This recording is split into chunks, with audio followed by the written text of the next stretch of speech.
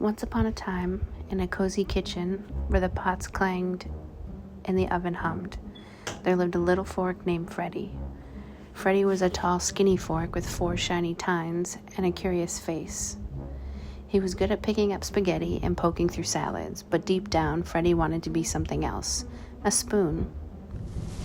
Every night when the kitchen was quiet, Freddy would watch his friend Sally spoon stirring soup or scooping up tasty bits of pudding.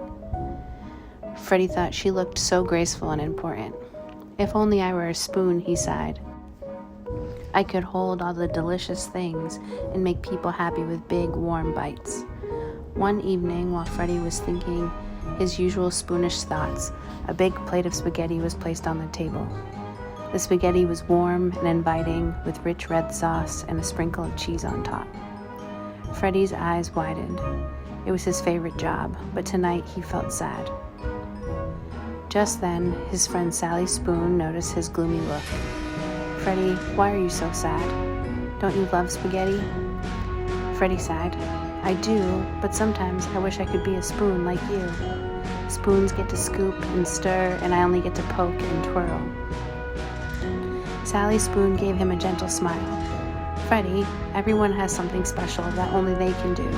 Imagine trying to twirl spaghetti with a spoon. You'd miss out on all the fun you're meant to have."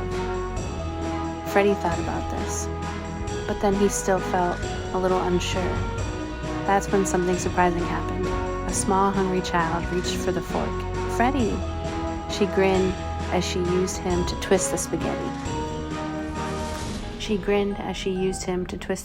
Noodles into a perfect twirly bite.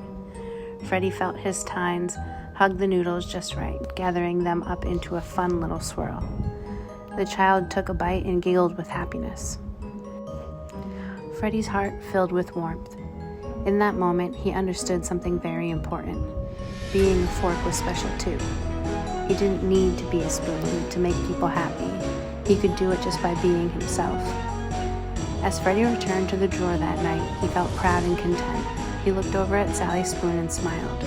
"Thank you, Sally. I think I'll keep being the best fork I can be." Sally winked.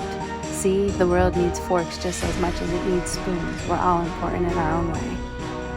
And from that day on, Freddy never wished to be a spoon again. Instead, he twirled spaghetti, poked at veggies, and even tried new things, like picking up tiny peas. Freddy was happy just being Freddy, knowing that he was already perfect just the way he was. The end.